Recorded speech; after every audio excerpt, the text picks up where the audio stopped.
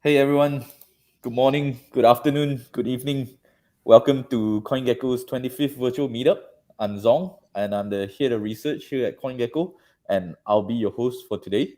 For this month's meetup, I'm very excited that we're going to get to talk about what's next for NFTs. After NFT summer in 2021 and we sort of went into a bear market, we want to know what's been going on with NFT projects, right? And how they've been developing. Now, most of you guys may not realize, but you can now track, floor prices of NFTs on our website and on our app. That's something that we just rolled out recently, and we're looking to have more features, NFT features, come on in the next few weeks. So stay tuned for that and do check it out if you haven't seen it yet. Now, joining me today to talk about NFTs, we have three very distinguished guests. I'm very happy to introduce Jacob Eisenberg. He's the community lead at Dapper Labs and MBA Top Shot. We have Anne Well, who's the Chief Marketing Officer for Galxe. And we have Jaclyn Wu, the Head of Marketing and Strategy at Cool Cats. Welcome, everyone. Thanks for being here. Thanks for having us. Yeah. I think let's get straight into it. I think, I alluded a bit to this about, 2021 was NFT summer, and then we had a very roller coaster year that was 2022. And obviously the environment is sort of very, very different, compared to, 2021. How do you feel, guys, about, the NFT community and the NFT market, so to speak? Is it for the better or the worse? How has the changing environment sort of affected your respective projects? And maybe Jacob can go first. Yeah. Well, again, thanks for having us. Really excited to be here. Excited to chat with your community. I think it's a good thing ultimately, right? We're really excited. This is when the building gets built, right? Obviously, things are very easy when markets are going up and collectibles are, easy to convince your friends to get into because, you're a bad friend if you don't tell your friends about it. That's how much money is being left on the table.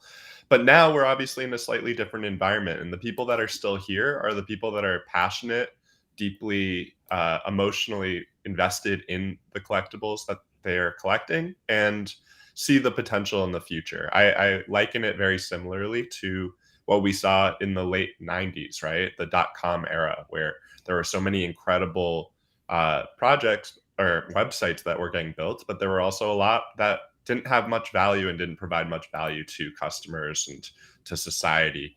And the branches kind of shook and some websites kind of went away and the strongest ones survived and stayed and persevered. And I think we're in a similar environment here where you're going to continue to see the projects and the platforms that are the most kind of committed to delivering real value. Those are the, sorry, apologies. Those are the ones that are going to provide and persevere. I need water. Okay, we'll let you catch a drink. Jaclyn, why do we turn to you? Yeah. Yeah, no, totally. So I agree with everything Jacob said around just the environment has shifted. In my opinion, I don't think it's necessarily for better or for worse. I think just like with every type of emerging tech, the adoption curve is just rarely like a straight line up. I think what we've experienced with NFT so far is kind of just like the proof of concept, if you will.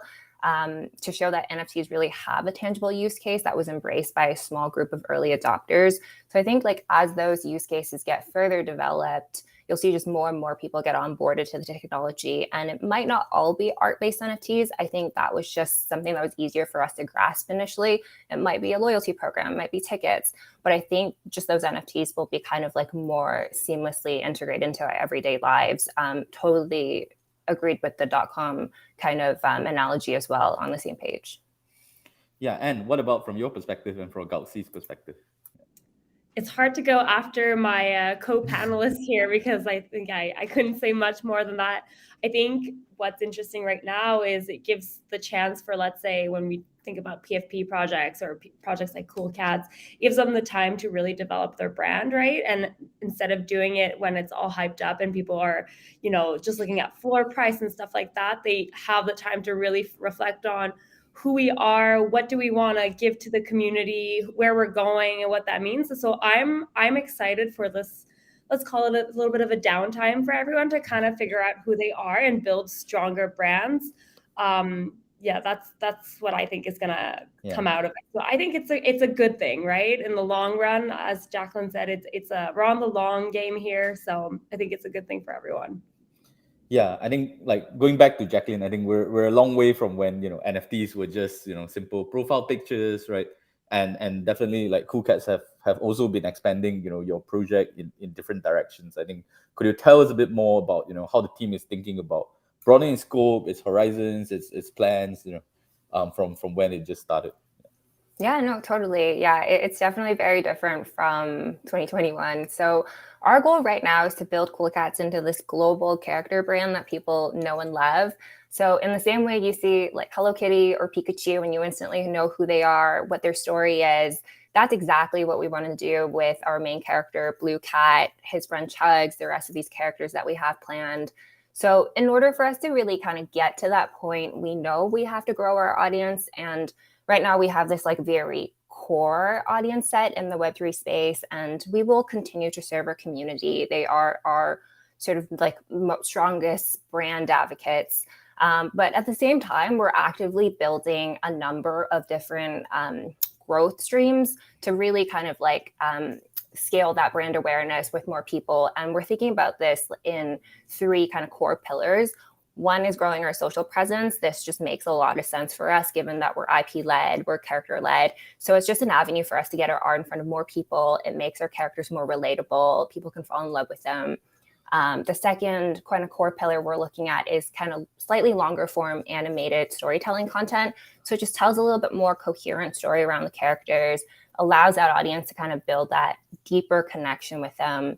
And the third thing we're really looking into is gaming. It just allows us to kind of create more kind of interaction and different ways for our audience to engage with those characters. So roughly speaking, the plan is to onboard these new audience sets, and then we keep delivering the content, the experiences, and the products to kind of continue to engage them with the brand. Yeah, you talked about being IP led, and I think in addition to the original Cool Cats, the Blue Cat collection, the project has done additional mints, right, with Cool Pets and Shadow Wolves more recently.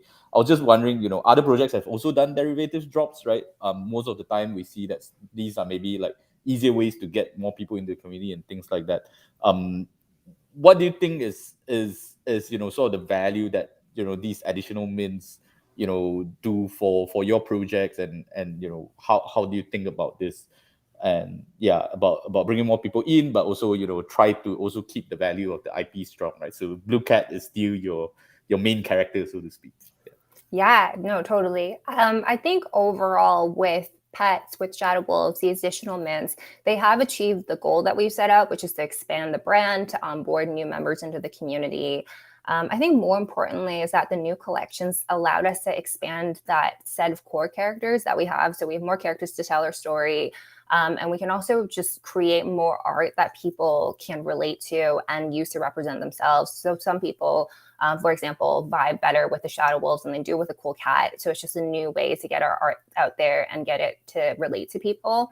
I think the OG Cool Cats will always have a very special place in the ecosystem. And whenever we design new products and experiences, we always try our best to ensure that the different groups of holders all have varying levels of access, whether it's early access, exclusive access to different things, so that the experience kind of continues to feel unique to each of the groups of the holders.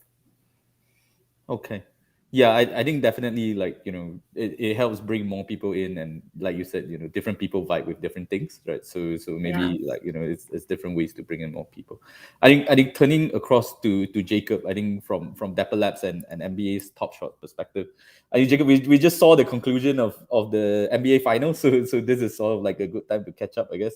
And it's been 3 seasons, I believe, of Dapper Labs working with NBA to release the Top Shot collectibles.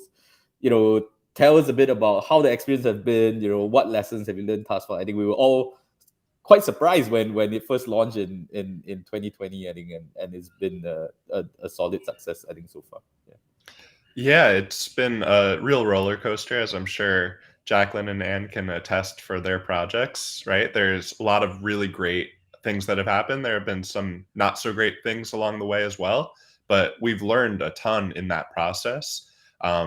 one of our more recent campaigns for the NBA playoffs involved this concept called redemptions, which basically allowed collectors to trade in moments before they existed to redeem moments as they kind of unfolded during the playoffs. So, for example, when LeBron James did an incredible dunk in the playoffs, we were able to allow collectors to earn that moment, kind of a pre-earn of that moment, if you will.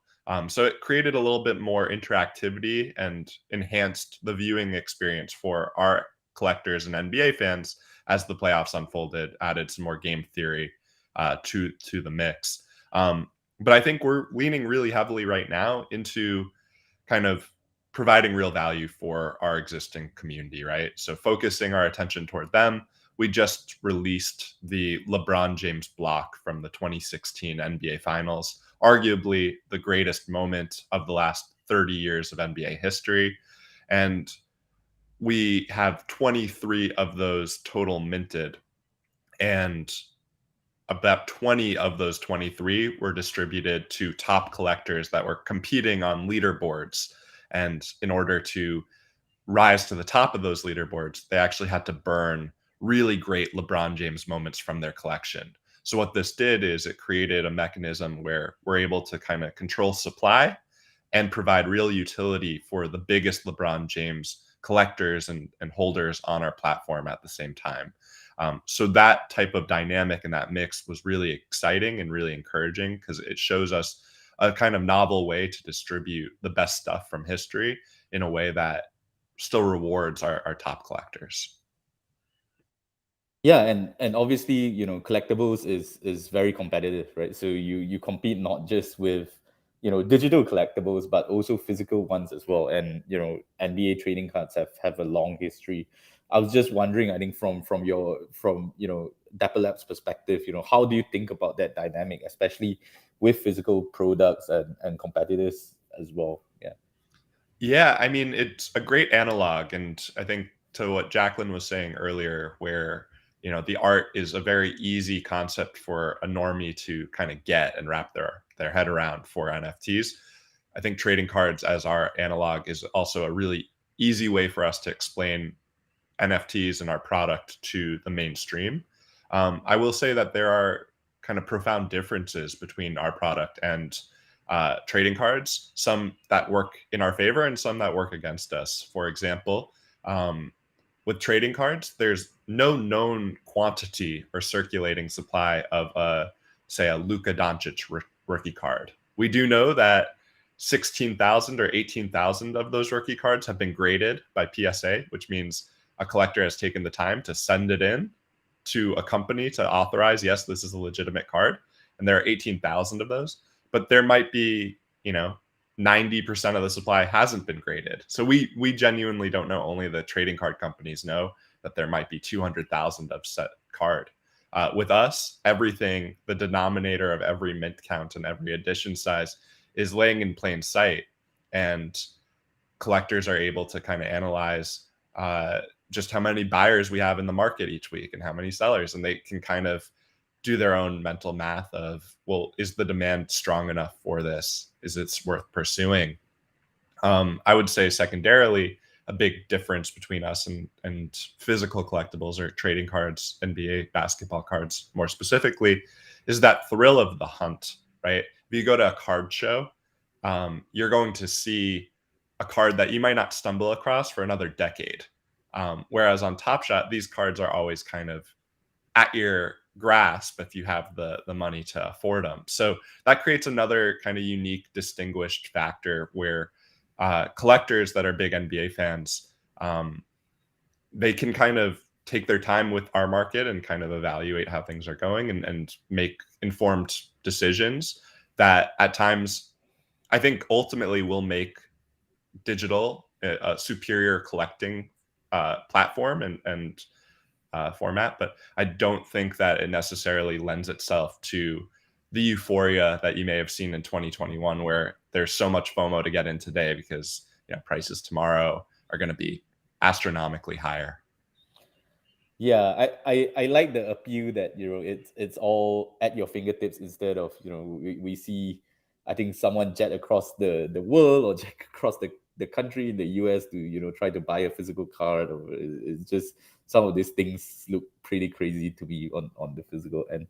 I'm turning to Anne. I think Galxe. I think it feels like your project feels a very interesting niche in the NFT space. I would say, because you're pretty unique in what you do. You're a platform for community loyalty. And since you guys launched, I think earlier with Project Galxe, and it's sort of evolved now, it's sort of been the go-to platform, I think, for users to engage with new protocols, test nets, whatnot, projects in hopes of getting airdrops, right? Or sort of airdrop hunting, which is sort of like a DeFi thing, I guess. I mean, share with us a bit, how has it been, when you guys launched and now, and like how has the reaction been from like projects who are looking to use you guys, as well as the users that come and interact with your platform? Yeah, for sure. That's a good question. So Galxe, right, is a plug and play dashboard that projects, protocols, anyone can build on, right? So they can reward with NFTs, which is what we started with and was a big thing, 2021, 2022.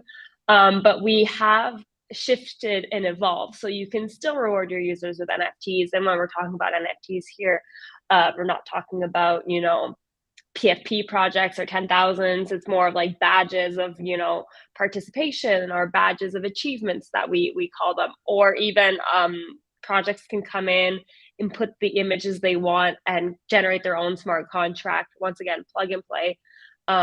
But we are always trying to evolve and follow the trends and also be ahead of them. So yes, there's NFTs, but now you can also reward with tokens on multiple chains. You can also reward with loyalty points, which is our new thing in the past few months that we came out with, which is a really fun one, because basically partners, projects can give different points to different actions.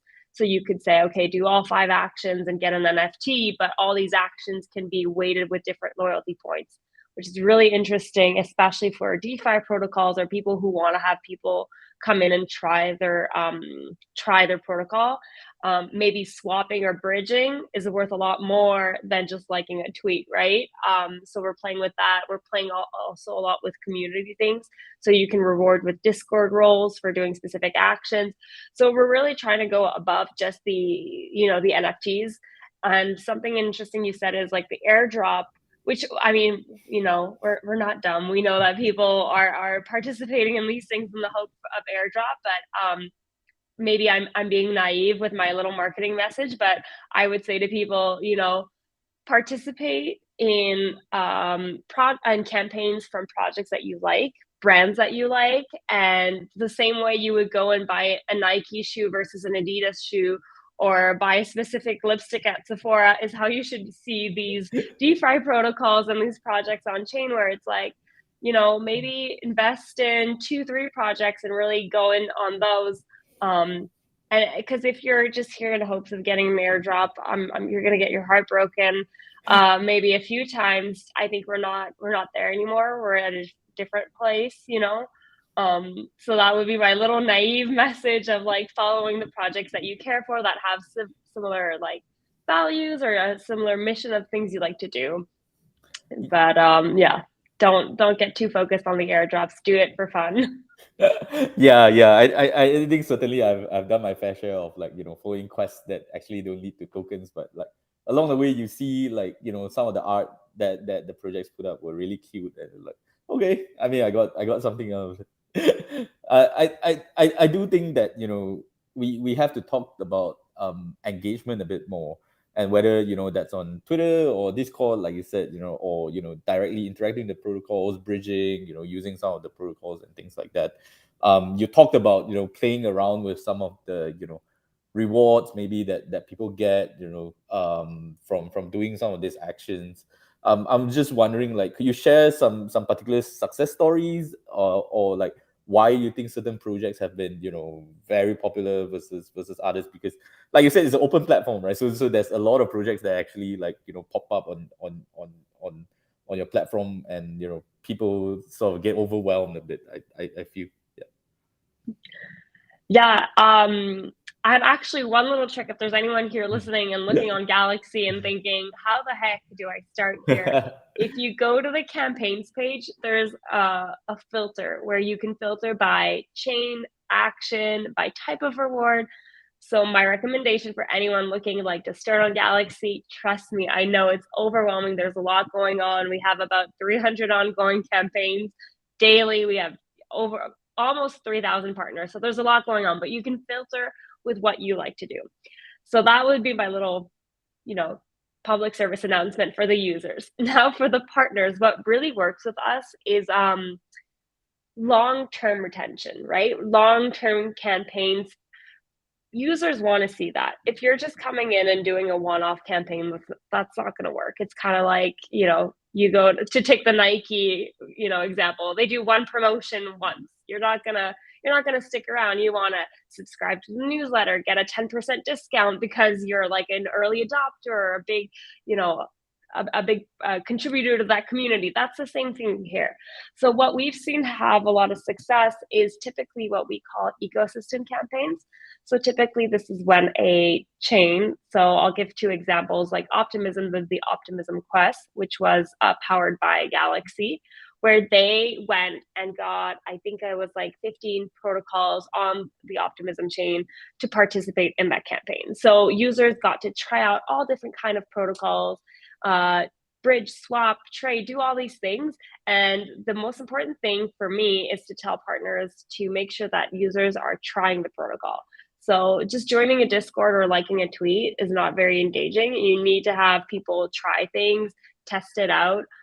We just came out recently with a recurring campaign. So that could be, once a week, come on our platform, come and trade or come and check it out. Make sure, your tokens are still there.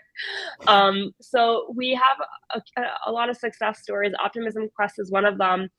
Again, the important thing for us is retention. So having people come in, try the protocol. So I think, I don't have the numbers in front of me, but 30 days after the campaign had ended, we had increased by 50% the usage of overall on Optimism. So that means that people stayed on, continued to go to these protocols, and we doubled the wallets who came and played on, the Optimism chain. So that was a great example. And most recently, and one that is not over, is the Linea Voyage. So Linea is the new testnet from Consensus, the minds behind MetaMask and Affura. So we did the Linea Voyage, which basically was a weekly different task. So bridge, swap, trade. We had about 1.5 million participate per quest. So that means per week, totaling to 12 million. Again, there are some bots in there for sure, but still, we've started to add some Sybil prevention and some different credentials to make sure that some of these are actual humans. And typically that was around 300K per campaign. So pretty good numbers there. Thanks for that. I think Jacob, coming back to you a bit. I think Dapper Lab started with NBA Top Shot, but you've also now branched out into NFL All Day and UFC Strike, and obviously these are all officially working with the IP partners. Anne talked about Adidas and Nike, and they're now also having their own NFT programs and things like that. I think it with your experience working with the NBA and working with some of these other brands, right? Tell us more about these experience. What do you think is attracting them to NFTs? How are they thinking about NFTs when they start thinking of how to create their own programs? Yeah, it's been unbelievably great. I think every brand has a slightly different priority. I'll speak more specifically to the NBA as they're the ones that I work with more directly. But they are always kind of innovators in this space. Amongst professional sports leagues, they are always taking risks and always exploring how technology can enhance the fan experience. And for them, I think it comes down to 2 main pillars. One is learning more about their audience, learning more about their customers, and seeing how they can kind of provide new experiences for those fans. So Top Shot's been an awesome kind of direct-to-consumer arm for the NBA in the sense that we've created kind of money can't buy experiences where top Lakers collectors were able to meet and go to a Beverly Hills mansion and hang out with Magic Johnson, or top Detroit Pistons collectors got to cook in a vegan kitchen with Cade Cunningham, the top pick of the NBA draft, rising star. So those are experiences that never before were even possible for kind of a typical NBA fan to get access to, and through Top Shot, that's become available. I think secondarily, it really, we've seen kind of ample evidence that Top Shot not only brings casuals closer to the action and following kind of game trends, and that's also applied on the WNBA side, where fans that weren't particularly big NBA fans but had tangential knowledge of the sport, they're now following the games closer because of all the action on Top Shot and all of the kind of movement that they might see around their moment, or their favorite players' moments when they have big performances. So I think, again, twofold: bringing big NBA fans closer to money but can't buy experiences, and providing ways to reward those fans for kind of their passion and their loyalty around the sport. And then secondarily, creating a kind of new, I am reluctant to use the word gaming, but I'll use the word gaming here, new gaming formats where casuals can get closer to NBA action and feel more invested in their favorite players and teams through kind of the blockchain. And those have been really successful and exciting kind of developments for the NBA. I think largely does apply for the NFL and La Liga and UFC as well. But each sport has a slightly different priority. I think it's just a really great opportunity. And I'd imagine for any major established brand, everyone wants to understand their customer better. And everyone wants to give back to their customer to develop further brand loyalty and brand affinity. And I mean, you're speaking to Anne and Jaclyn, two experts in the field. Like, there are very few ways to do that are better than NFTs, if any. Yeah, and I think, like, turning to Jaclyn, I think talking about engaging fans and things like that. Obviously PFP projects, NFT projects have sort of taken different routes to expansion and commercialization. Right? So you have Yuga Labs. They're going the metaverse and the media route. Azuki started selling skateboards. We have Pudgy Penguins rolling out soft toys and things like that. I think, from your perspective, and how do you think projects make a decision on where they take their project? You guys chose a very specific route, around storytelling, around gaming and things like that. So how does the team sit down and say, like, okay, this is the way that we're gonna go, right? And how does the community sort of play a role in this sort of planning or strategizing for the PFPs that they obviously love? Yeah, no, that's a great question. I think, firstly, it's really awesome to see all these different projects tapping into different growth avenues. I think it just goes to show that there are so many ways you can expand an NFT brand into a lot of different verticals. And it's kind of really refreshing to see a lot of these different products and experiences come to life. I can't really speak to how other projects kind of made that decision, but I can speak to how we came to that decision at Cool Cats. So once we realized we had to grow our audience significantly so that we can grow our brand, we kind of sat down, we did consumer market research to figure out what kind of opportunities made sense for us. We work closely with our community. In particular, we have a community council, which serves as kind of like a focus group for us to vet things and sort of run ideas by. So it helped us kind of narrow down some of those options. And then we kind of just really evaluated those opportunities based on what our team's really strong in and what we're really kind of good at doing. So Cool Cats kind of ultimately started out as a comic character in 2013. It was long before NFTs were popular.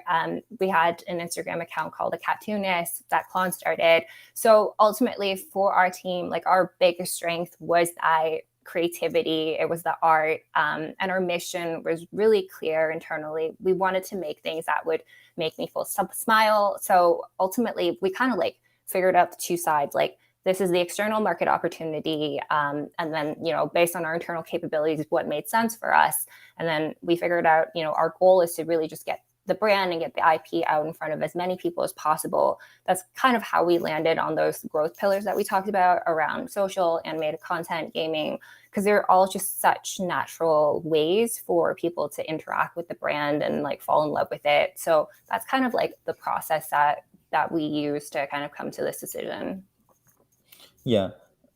I think branching out a bit, I think, NFTs, we're talking about, the environment evolving a bit. And, one of the sort of evolutions, not sure whether it's good or bad, is like NFT fire, right? So things like NFT lending and fractionalized NFT vaults that, we've seen some projects do it. And then now I think Blur's got into it in a big way. I was just wondering, like, how do you see projects playing a role in this? Do you guys get involved with some of this and pay attention to what's going on from this perspective? Yeah, no, 100%. I think in terms of how we think about new NFT tech and innovations that's applicable for the brand, we look at everything through the lens of how do we improve this experience for our current consumers, or how can we use this technology to build a frictionless, seamless onboarding experience for someone who's new to the brand and or new to Web3 overall. So we try to pick technology that allows us to kind of improve that user experience without placing the burden of education on the end user. So in terms of specific innovations that I find interesting, I think NFC-enabled physicals make for an interesting use case for us. As we expand our business, onboard new people who may not be Web3 native, we want to include more physical products. And it would be really cool for us to have a way to tie that back to digital assets, whether it's for authentication or whether it's just an easy way to kind of onboard those non-Web3 natives to the Web3 native side of the business. So I think that's how we kind of think about the new tech. Yep, thanks for that. I think coming back to you, and we talked a bit about bots in some of these campaigns. I think it's unavoidable. I mean, the people who will try to game some of this airdrop hunting in the hopes of getting an airdrop.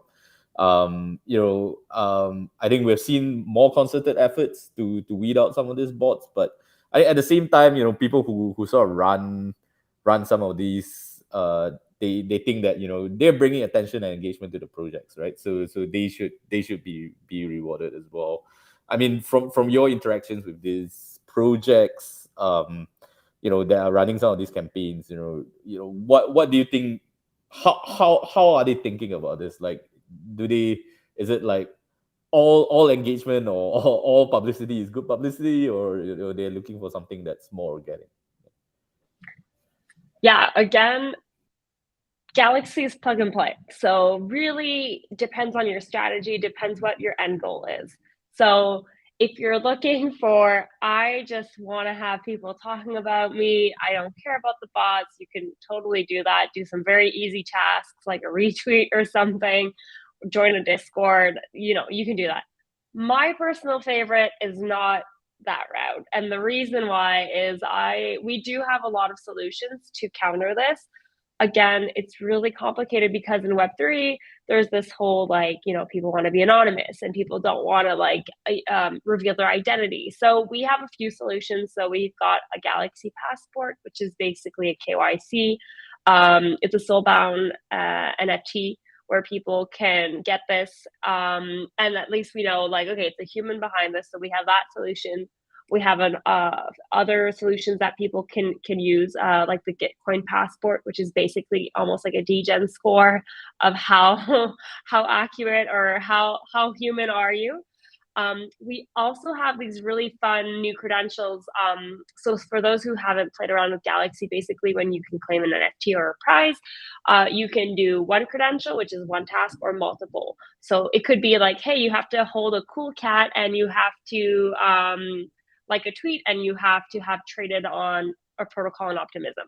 So one thing we have is actually a minimum amount of transactions on Ethereum, for example. So you could say, hey, I want this person to have done at least 30 transactions on Ethereum, which is kind of interesting knowing, okay, Ethereum typically a little bit more pricey. So we know that, it's someone with maybe a little bit bigger bags than like a bot.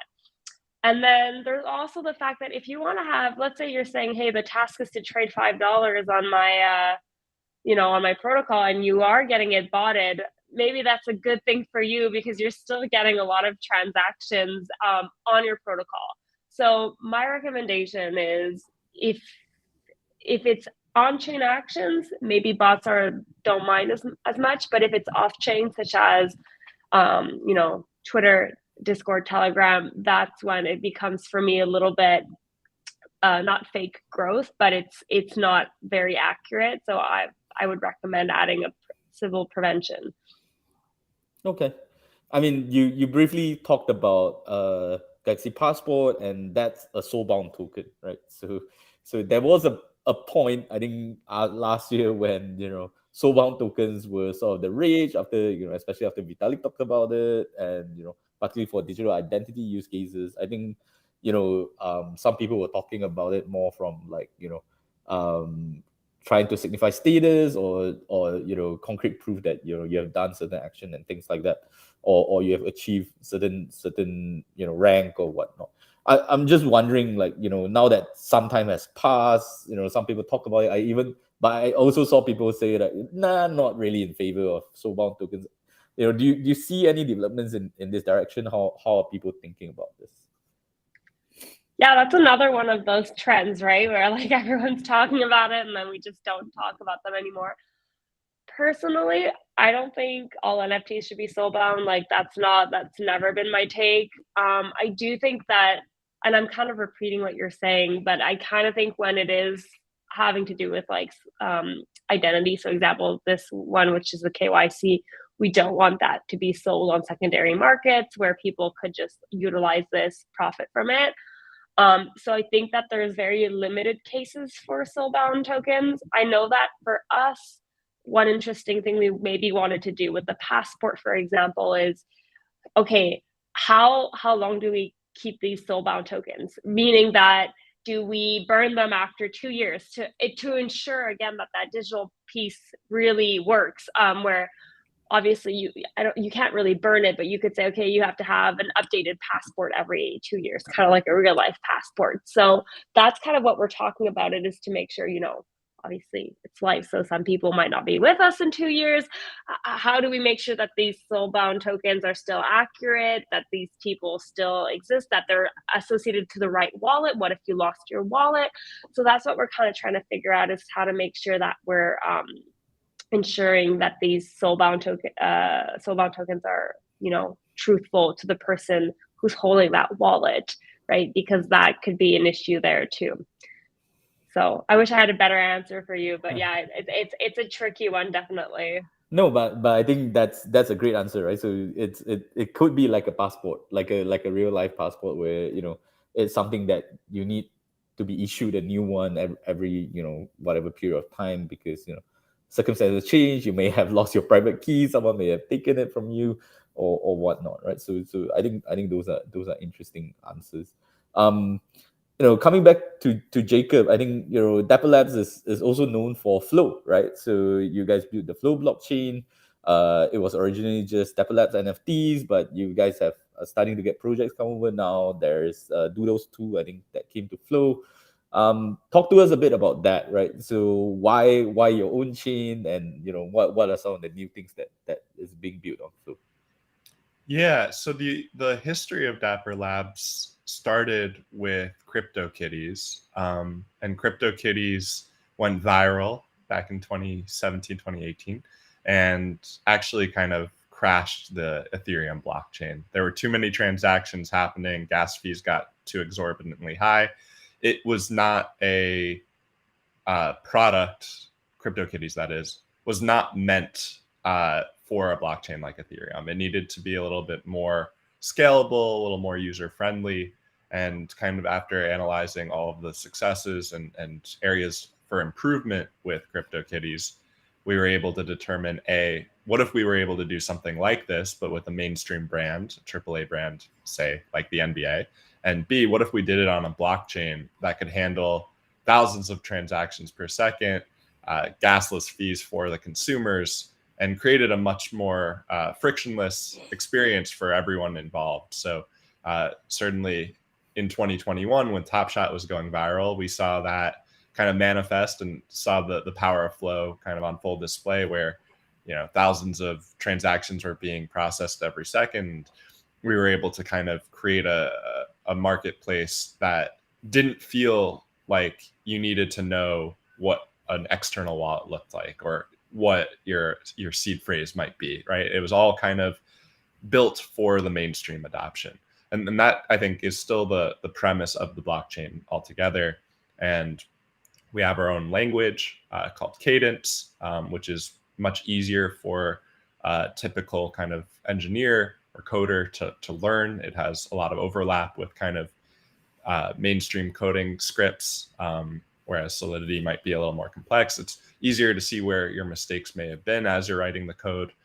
So everyone that we've kind of showed Cadence to and everyone that we showed Flow to, every time we give that kind of presentation, it reinvigorates kind of our confidence in the blockchain, because everyone understands the value and the promise of having a very simple, easy to read, easy to work with programming language built on top of a blockchain that scales infinitely. And we worked with Deloitte back in 2022, who did a big kind of research paper talking about environmentalism and kind of blockchain and how those two coexist. And Flow was orders of magnitude ahead of any other blockchain in terms of being environmentally friendly. It takes less energy to mint an NFT on Flow than it takes to post a single tweet on Twitter or single post on Facebook. So as you know, someone that is very kind of worried about the state of the world and global warming, it gives me a lot of hope and reason for optimism that just because historically blockchains and crypto have not necessarily been compatible with going green, I think the future can be green with blockchains and NFTs. And I think Flow will be a leader in that clubhouse. Nice. I think speaking of CryptoKitties crashing Ethereum, and was probably not meant for the chain. We gotta talk about Bitcoin and ordinals, right? Which just sort of sounds like a bit of a replay, actually. NFT started, and then everyone sort of got so worked up. You're clogging up the chain. This is crazy. This was not meant to be for this. What are your thoughts about Bitcoin ordinals? Do you share concerns about Are you excited about NFTs coming to Bitcoin? Are you guys thinking about going on to Bitcoin and things like that? Maybe start with Jaclyn. Yeah, no, I think the whole industry, like if we take a step back, like Web3 and NFTs are still so new. So I think it's great. Like as more chains get developed, there's more activity, there's more NFTs. It just makes for a new platform for new consumers that might be really loyal to Bitcoin to engage with NFTs. So I think it's great news all around. I think like in terms of like worrying about kind of like lookalike collections that exist both on Ethereum and then on ordinals, I don't think it's so much of a concern for us, because ultimately like we want to get our IP out there. We want people to recognize the character. So we'll just see it as like another way to get, our art out there. And given that everything's on chain, it's so easy to verify like which one was the OG collection. So I think it's good. And what about yourself? I mean, anybody approach you guys to integrate with ordinals yet? Not yet, but I agree with Jaclyn. I was low key. I've always been low key in ETH maxi. I mean, I hold a few NFTs and all that, but I think that anything that can get people onboarded and excited, and there's still this kind of us against them mentality in terms of like crypto people and normies. So like I think that if Bitcoin and Ethereum and all of us can kind of like rally together and be like, hey, we all have our own little missions, our own little values, but we're still seen as them, right? So we need to make sure that we're onboarding new people and that we at least present a united front to the normies, right? Between us, we can we can have our favorite chains and our favorite protocols, but I think that it's a good thing for the industry all around, and like long term, it's gonna be a good thing. So yeah, agreed with Jaclyn there. Jacob, I'm not sure about you if you've got a hot take. No hot takes. I agree with what you both are saying. Okay. I think there's also, I think I want to stay on the chain question, because there's also been a question from the audience as well, asking about multiple chains and things like that. I guess perhaps more a question for Anne and Jaclyn, like, do you guys think about different chains, and and is it a struggle, I guess, sometimes when people have to sort of switch wallets to try to get onto different chains, because not everything is EVM compatible, not everything lives on MetaMask and things like that.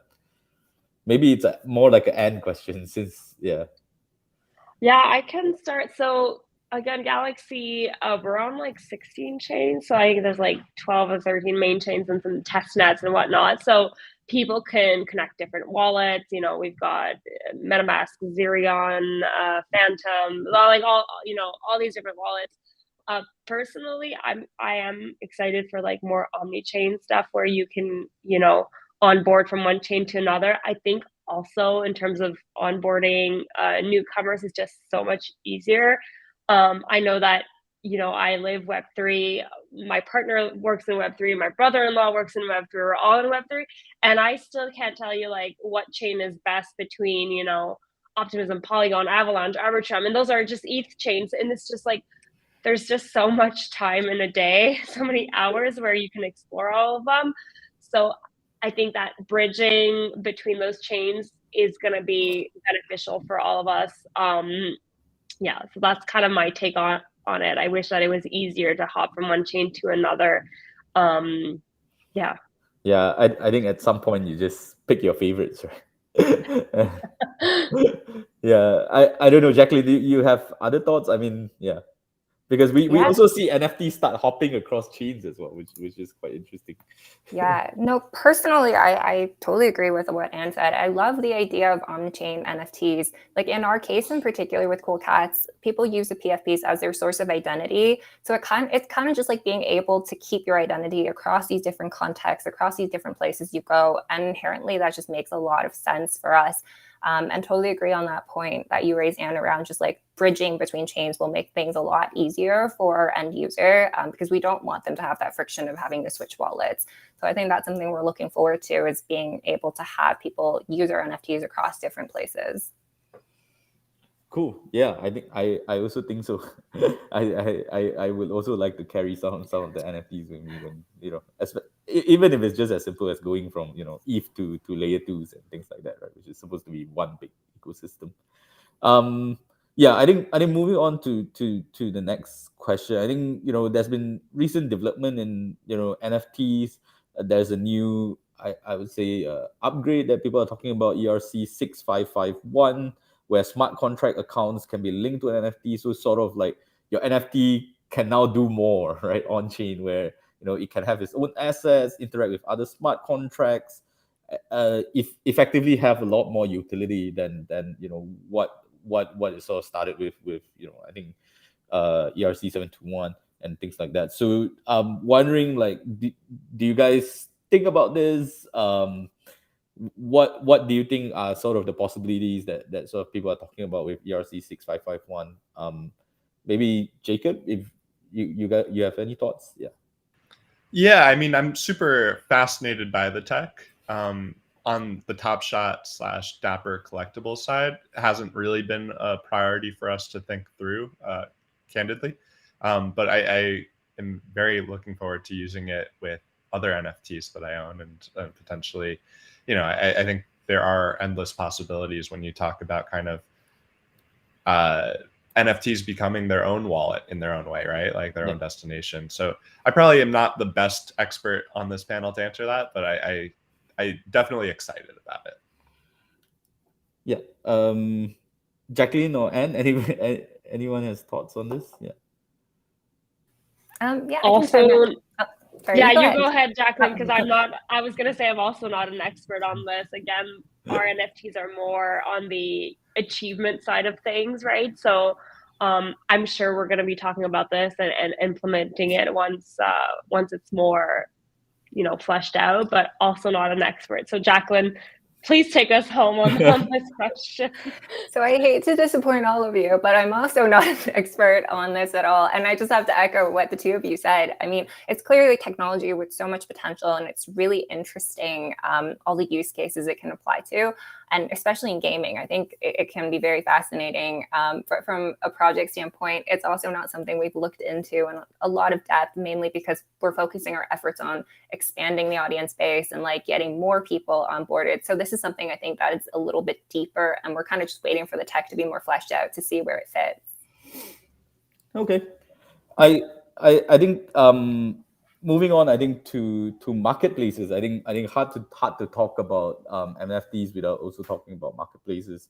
OpenSea was the dominant for a long time, and then but now we have competition, right? So now there's Blur, there's Magic Eden, there's SudoSwap that's offering a slightly different flavor with the AMM sort of model. We have aggregators everywhere. We have projects that have their own marketplaces as well, right? I mean, what are your thoughts on NFT trading, and what are we likely to see in the future? Like, how are these things going to evolve? Yeah. Maybe start with Jacob, because trading is a big part of collectibles.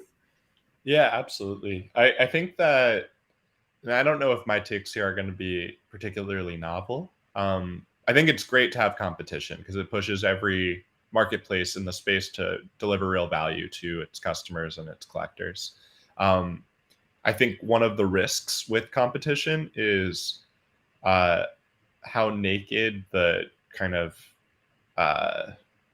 quid pro quo may be of like, use our platform, we'll give you airdrops, and therefore use ours because it's more transactional, it's better in your favor. But now you're no longer trading because you actually love the collectibles. You're no longer trading because they bring real value to you, intrinsic value to your lifestyle. But you're doing it because of the kind of carrot at the end of the road, right? And I don't think that's particularly healthy, because it kind of brings out the worst in kind of human psychology and human behavior to kind of manipulate a marketplace or making a trade strictly because you think it will lead to X or Y on the other side of that trade. So that's my high level. I think ultimately, though, more competition is good for the space, and hopefully we'll see kind of us coming out the other end of that tunnel, where the new value proposition that the new competition is offering isn't kind of this hypothetical, well, you'll get an airdrop of X, Y, or Z, but rather the transactions process faster, or the fee is lower, so therefore you're in better position. Whatever that may be, I don't have the answers, but that would be kind of my peripheral kind of analysis of it. On the Top Shot side, we certainly have seen between Floaty and Flowverse and Gaia, there are other places where you can now list your Top Shot NFTs, and that's been really great for our customers because they can kind of find deals in a bunch of different places that takes a little bit more scavenging to do, but also creates a more rewarding kind of experience when you do find that gem in the rough. Nice. Jaclyn? I mean, it's hard to follow that. I definitely agree with Jacob. Like, more marketplaces means more competition. So from a consumer and user standpoint, it's good. Like, there's more to choose from, and that inherently will push for better user experiences, lower fees. I think from a project kind of perspective, we do kind of see marketplaces moving a little bit more vertical. So maybe there are more niche marketplaces that live within projects or live within a game. That just makes it easier for people to trade in game, for example. They don't have to list something on a marketplace, make the transaction there. So I think that's how we're kind of looking at marketplaces in general. But also, like, I keep saying this, but we just want to get our project in front of a lot of people. So being on more marketplaces also does that for us. Yeah, and I don't know if Galxe worry about your NFTs being traded, because part of it is badges, right? So it's supposed to sort of stay with you for a bit.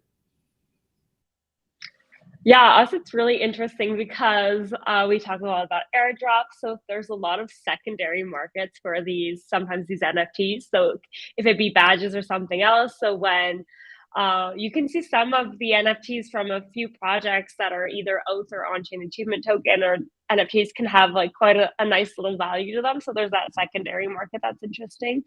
But often projects can say, hey, we're only going to airdrop, but you have to be the one who minted the NFT or got it in your wallet at a specific date. So I'm not encouraging anyone to go buy some secondary market NFTs, because you never know. From a personal level, I'm a diamond hand girly, so I have not sold any of my NFTs that I've bought. I'm going to take them to the grave with me. So I'm not the best expert in terms of trying different marketplaces. Born and raised on OpenSea, probably going to stick with them. I know how it works. It's easy to use, and I don't sell. So yeah. I'm not the best to kind of compare these different marketplaces, but agreed with the fact that, again, goes back to those airdrops. Like, you should be using, protocols, projects, and marketplaces that are easy to use, that make sense to you, and try to not do it for the reward at the end. Then do it just to buy the projects that you like, the brands that you like. Yeah. I think just one last question before we sort of wrap up, because we're almost out of time. I think ultimately, I think with NFTs you sort of come back to community, and it's always important to have highly engaged and active community, right? Because this is sort of how a crypto project, not just an NFT project, sort of live and die. I wonder from your perspective, how do you see your respective projects sort of evolve in terms of engaging with your community, different ways to keep them engaged and continue to grow the size of your community as well, and how can the community sort of participate in your projects? And first maybe, and then we can sort of go around. Yeah, from a Galxe perspective, we're just, this is going to be cliche, but we're always looking to innovate, follow the trends, make sure that we're giving the most possible tools for partners to engage with their communities. So, going above and beyond there, developing new tools. We just developed a new quiz credential, a recurring campaign credential, making sure that, they have all the tools in hand. And for the users, it's really giving a, seamless experience where, as I said, they can come in, filter, find the project that they like, adhere to them. So yeah, I'm see we're short on time, so I'm going to wrap it up under that 1 minute. That's the Galxe. That's for Galxe. Yeah. And Jacob? Yeah, I think quite simply, if you're an NBA fan, there's no better time to get into Top Shot or into the NFT space, because whether it's ripping a pack and kind of pulling your favorite player from that pack, or joining our fan communities. We have 30 decentralized fan communities where we have what we call team captains, very passionate super fans of all 30 NBA teams, including a 31st that's kind of focused on the WNBA at large. And they're creating IRL experiences every single week, every single month for their fan base in their local city. So for example, tonight with the NBA draft coming up, we not only have collectors coming to Brooklyn to watch the draft via kind of winning some giveaways and prizes via Top Shot, but we also have our team community in Washington, D.C. organizing a fan meetup at a local bar in the city as they root for their team to make a good draft pick, right? There are just so many different ways to get engaged. And if you're an NBA fan, you don't even need to know a single thing about NFTs to get into Top Shot and enjoy that action. Yeah, and Jaclyn? Yeah, no, from the project side, like, we always try to engage our community whenever possible. So we try to get input from them on a new product or campaign, or we try to give them the chance to influence the narrative of a story we're telling. So we did our rebrand earlier this year, and I think it was a really great example of how we just try to engage the community on a number of fronts. So we ran this big campaign where there was like a huge Twitter and Discord wide blackout, and everyone changed their PFPs. They were all looking for Blue Kai. We ended up, airdropping everyone these dynamic NFTs that evolved on a series of interactions called journeys, where across a few months they could come and do an action, and then they would be rewarded for it. And then those NFTs were burned to become a new PFP called Shadow Wolf. So it was this whole planned multi-month campaign, and it was a lot of fun. I hope for the community. We definitely had a lot of fun planning it as a team. So I think just kind of some examples of like, we just want our community to be able to flex their creativity because we just have such like an engaged and creative community. Yeah, thanks for that. I think to wrap up and and close this out, I think give us your thoughts about how you think the NFT segment will continue to evolve in the future, and what can we expect from your projects in sort of the near future. Jacob, want to go first? Yeah. I think similar to what Anne was saying, continuing to innovate is the name of the game here, right? You once you get complacent with what you have, you are going to be a step behind. So we're going to continue to explore ways to make our product even simpler for fans, continue to double down on rewarding our top collectors. I think we've found some really interesting game mechanics and opportunities to reward our top holders while still releasing new content that could kind of excite new fans or collectors that are trying to kind of build up their collection at the same time. So really looking forward to it. Obviously, we're entering the NBA off season where we have about 3 months to prepare for a huge season ahead. And that's exciting. It's thrilling. It's nerve-wracking all at the same time. But I think the most important thing is recognizing there is no off season in the NFT space, and we have to keep our collectors super engaged all throughout what would typically be a quiet time in the NBA calendar. So it's an exciting challenge, and we're ready for it. Yeah, certainly no downtime for crypto people. and come to you, Anne. Yeah, from Galxe perspective. Yeah, pretty much play on the innovation, keep coming out with new tools. Also, develop what we want to help projects go a little bit further. As I mentioned, I think earlier on, more than just one-off campaigns, but strong storytelling, loyalty programs, retention is really what we want to play on, because we think it's a win-win for us, the partners, and the users at the end of the road. So yeah. And Jaclyn?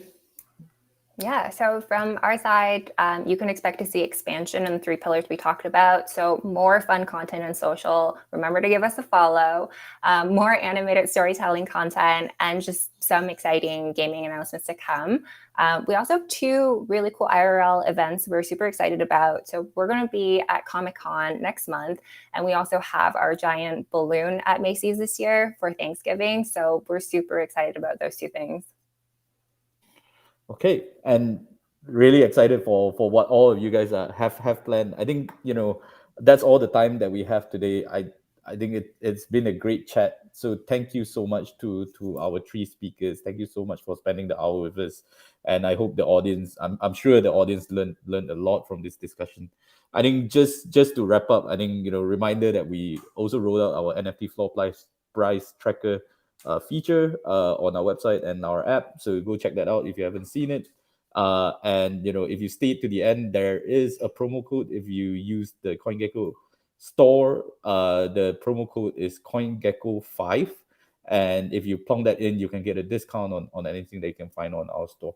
So thank you so much, everybody. It's been a great discussion. Thanks Anne, thanks Jacob, thanks Jaclyn for joining us today, and take care. We hope to see you during the next meetup. Thank you so much. Thanks for having us. Bye. Okay.